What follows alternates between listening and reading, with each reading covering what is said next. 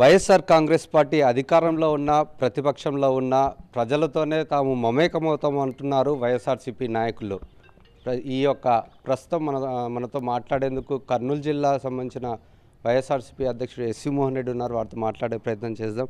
చెప్పండి, ఈ యొక్క కొత్త సంవత్సరంలో ఎటువంటి ఆలోచనలతో ఉన్నాయంటారు? ఎటువంటి ఆలోచనలతో ముందుకెళ్లాలని మీరు భావిస్తున్నారు? ముందుగా రాష్ట్ర ప్రజలందరికీ నూతన సంవత్సర శుభాకాంక్షలు. వైఎస్ఆర్ కాంగ్రెస్ పార్టీ తరఫున ఈరోజు కొత్త సంవత్సరంలోకి అడుగు పెడుతున్నాం. నిజంగా పాత సంవత్సరంలో 6 నెలలు ప్రజలు అష్టకష్టాలు పడేటువంటి పరిస్థితి చూసాం. ఒక ప్రభుత్వం వచ్చిన తర్వాత 6 నెలల్లోనే అటు ఉద్యోగ వర్గాలు కానీ రాజకీయ వర్గాలు కానీ ధర్నాలు చేసే పరిస్థితి రావడం అనేది నాకు తెలిసి రాష్ట్రంలో మొట్టమొదటిసారి. మేము రైతుల పక్షాన ధర్నా చేయాల్సి వచ్చింది. అలాగే కరెంటు ఛార్జీలు 15,485 కోట్ల రూపాయలు 6 నెలల్లో భారం వేస్తే దాని తరపున ధర్నా చేయాల్సి వచ్చింది. విద్యార్థులకు ఇంతవరకు ఫీజు రియంబర్స్మెంట్ రాక, అమ్మఒడి లేక, అందరు కూడా విద్యా దీవెన అని చెప్పినారు, అది లేక ఈరోజు అందరు స్కూళ్ళు మానిపించేటువంటి పరిస్థితి. కాలేజీ పిల్లలకు సర్టిఫికెట్లు ఇవ్వడం లేదు. కాబట్టి ఇవన్నీ వాళ్ళ కోసం కూడా రేపు జనవరి 29వ తేదీన ధర్నా చేస్తున్నాం. అంటే 6-7 నెలల్లోనే ఇన్ని రకాలుగా ప్రజలు ఇబ్బంది పడేటువంటి పరిస్థితి వస్తుందంటే ఈరోజు ఈ ప్రభుత్వం ఏం చేస్తుంది, మాకు రాబోయే ఈ 25వ సంవత్సరము మాకు అనిపిస్తూ ఉంది ఒక పెద్ద టాస్క్ అని. ఎందుకంటే ప్రజల తరపున చాలా పోరాటాలు చేయాల్సినటువంటి పరిస్థితి ఈరోజు వస్తుంది అనేటువంటి అనుమానం ఉంది. ఎందుకంటే 6 నెలల్లోనే అంత పరిస్థితి వస్తే రాబోయే సంవత్సరం అంతా అధికారంలో ఉన్నా లేకున్నా ప్రజల కోసమే ఉంటాం, ప్రజలతో ఉంటాం. ప్రజల తరపున ఈ వైఎస్ఆర్ కాంగ్రెస్ పార్టీ కావచ్చు, జగన్మోహన్ రెడ్డి గారు కావచ్చు, పోరాటానికి వెనక్కిపోయేటువంటి పరిస్థితే ఉండదు. అంటే ఇది చెప్పండి, అంటే యాక్చువల్గా ఎన్నికల సమయంలో ఎన్నో హామీలు ఇచ్చారు, సూపర్ 6 అన్నారు, వివిధ రకాలుగా వైఎస్ఆర్ కాంగ్రెస్ పార్టీలో అమలవుతున్న పథకాలని కాదని అంతకు మించి ఎక్కువగా పథకాలను అమలు చేస్తామని చెప్పేసి హామీ ఇచ్చారు. అది ఏమాత్రం అనేది జరగలేదు. దాని గురించి వైఎస్ఆర్సీపీ పోరాటం కూడా కొనసాగిస్తుంది.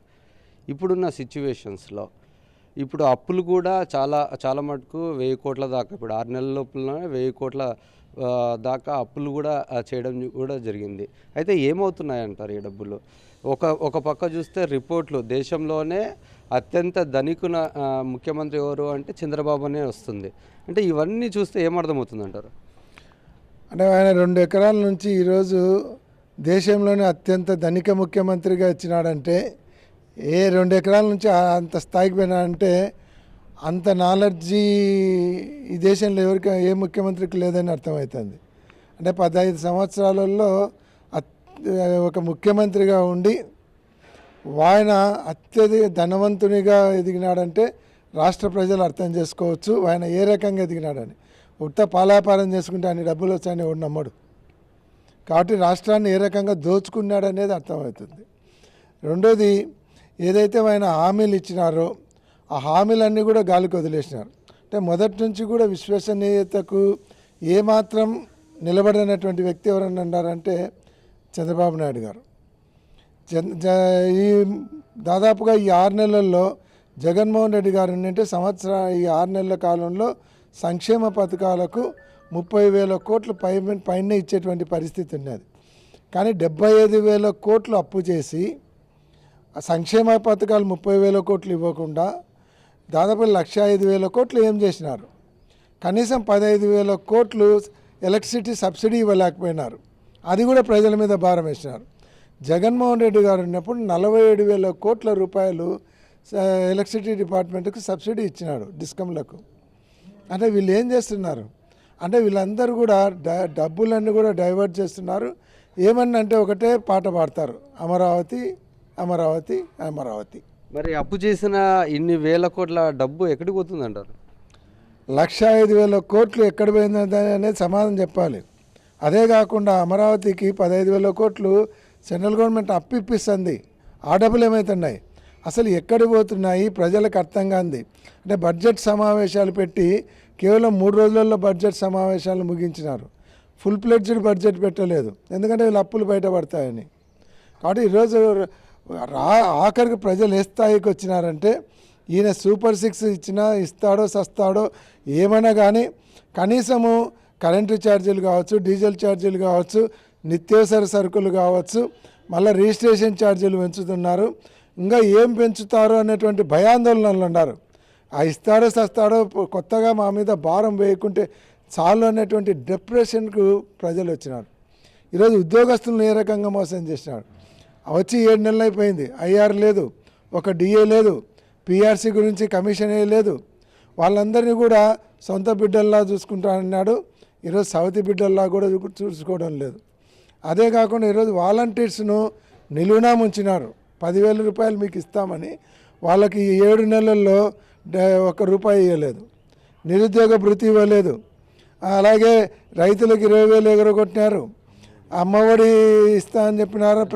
ఎంతమంది పిల్లలు ఉంటే నీకు 15,000, నీకు 15,000, నీకు 15,000 అని చెప్పినారు. ఆడపిల్లలు కనిపిస్తే చాలు నీకు 18,000, నీకు 18,000 అని. మరి ఏం చేయబోతున్నారు వైఎస్ఆర్ కాంగ్రెస్ పార్టీ తరఫున? వైఎస్ఆర్ కాంగ్రెస్ పార్టీ తరఫున పోరాటాలు చేయడానికి మేము సిద్ధంగా ఉన్నాం. ఈ 3-4 సంవత్సరాలు ప్రజల తరఫున పోరాడతాం. ఏదైతే చంద్రబాబు నాయుడు గారు ఇచ్చినటువంటి హామీల అమలుకు గట్టిగా పట్టుబడతాం. అవసరమైతే ప్రజలందరినీ సమీకరించుకుంటాం. ఈ పోరాటాన్ని నిరంతరాయంగా పోరాటం చేస్తాం. ఎక్కడ అలసిపోయేది ఉండదు, వెనక్కి తగ్గేది కూడా ఉండదు. జగన్మోహన్ రెడ్డి గారు ఒకటే చెప్తున్నారు, మాట తప్పేది లేదు, మడమ తిప్పేది లేదు. మనం ప్రజల కోసం ఉన్నాం, ప్రజల తరపున పోరాడతాం. అధికారం ముఖ్యం కాదు, ప్రజల శ్రేయస్సు ముఖ్యం అనేది మా పార్టీ విధానం. ఇది మనం చూస్తున్నట్లయితే ఏదైతే ఎన్నికల ముందు కూటమి ప్రభుత్వం ఎన్నో హామీలు ఇచ్చింది, ఆ హామీలు ఏ ఒక్కటి కూడా నెరవేరలేని పరిస్థితి కనపడుతుంది. గడిచిన 6 నెలల లోపల ఈ యొక్క ప్రజలు పడుతున్న ఆవేదన అంతా ఇంత కాదు. ప్రతి ఒక్క వర్గాన్ని కూడా ఈ యొక్క చంద్రబాబు మోసం చేశారు. వారి తరపున తాము పోరాటానికి సిద్ధంగా ఉన్నామంటూ వైఎస్ఆర్సీపీ నాయకులు చెప్తున్న పరిస్థితి. కెమెరామెన్ శేఖర్తో లోకేష్, సాక్షి టీవీ, కర్నూలు.